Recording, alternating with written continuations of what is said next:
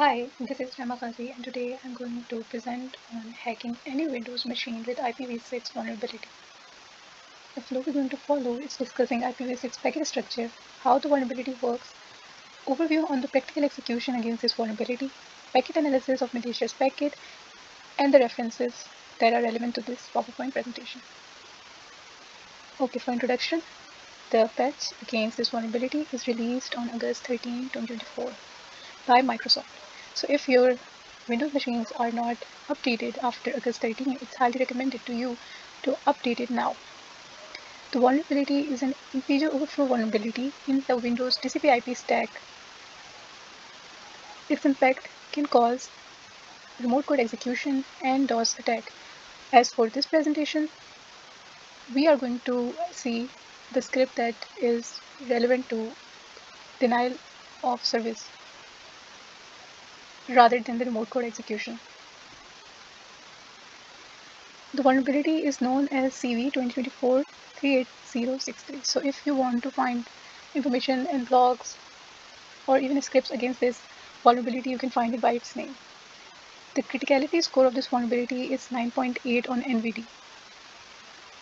And it is because the vulnerability targets the functionality that are set by default in our Windows systems even after the patch.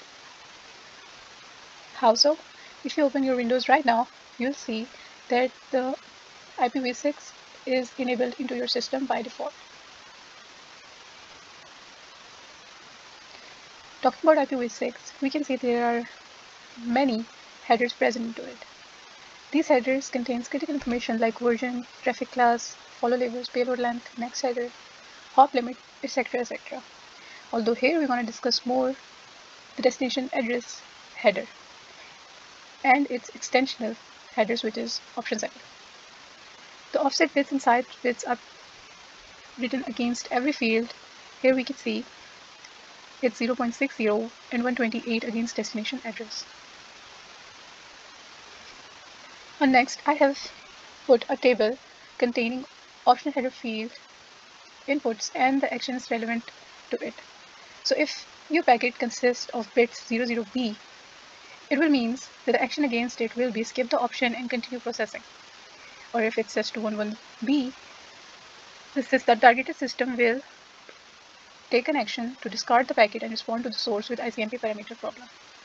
Okay. Next, how this vulnerability works. When the malform extension header is processed, this function, which is known as sendErrorList, is triggered. The function resets the parsing state, reverting the packet data. Windows continues to process the revert packet data, treating the original IPv6 header as an extension header data. The function receive fragment calculates the fragment size by subtracting values from values based on packet offset. Okay, so after receiving a malformed packet, this is how it's going to process through each function. And what will going to happen is it will cause an error in the buffer allocation in assembled datagram. How so? How it's going to do that?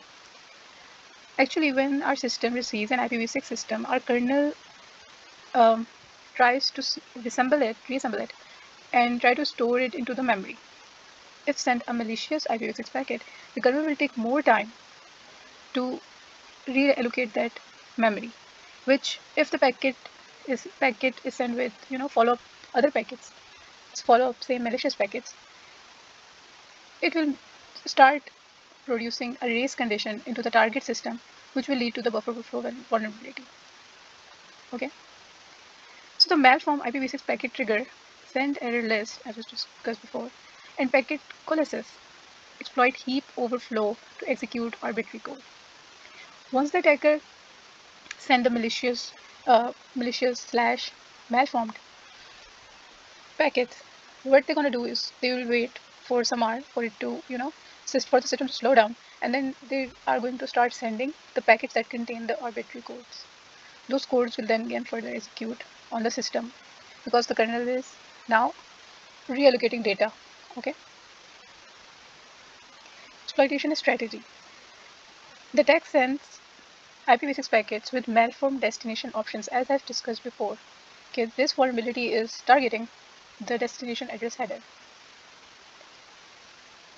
Setting different option size, which sizes we have discussed before, like jumbo, and then sending different payloads consistently will cause exploitation. How so? We're gonna discuss it with more detail in the next slide. Coalescing packets. The attack depends on the packet coalescing behavior in certain network drivers. Fragmented packets are interpreted due to reverted offsets leading to heap-based buffer overflow. Okay, now we're on the part where we are reproducing the exploitation. Okay, so what you're gonna do is use the script present or published already on the Google. To get it, you'll have to search it by its CV name that I've mentioned in the first slide. Once you get it, you'll have to set the interface, the IP address, num price, and MAC address according to your targeted VM. And you can run it with, simple command Python 3 and the file name. Make sure your targeted VM is set to the prerequisites of this vulnerability to actually get exploit.